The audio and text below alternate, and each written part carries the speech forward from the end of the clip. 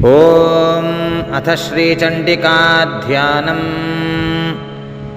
ॐ बन्धुकुकुसुमाभासां पञ्चमुण्डाधिवासिनीं स्फुरच्चन्द्रकलारत्नमुकुटां मुण्डमालिनीं त्रिनेत्रां रक्तवसनां पीनोन्नतघटस्तनीं पुस्तकं चाक्षमालां च वरं च भजकं क्रमात् दधतीं संस्मरेन्नित्यमुत्तरां नाजमानितां या चण्डी मधुकैटभादिदलिनी या माहिषोन्मूलिनी या धूम्रेक्षणचण्डमुण्डमथनी या रक्तबीजाशनी शक्तिः शुम्भनिशुम्भदैत्यदलनी या सिद्धरात्रिपरा सा देवी नवकोटिमूर्तिसहिता मां पातु विश्वेश्वरी।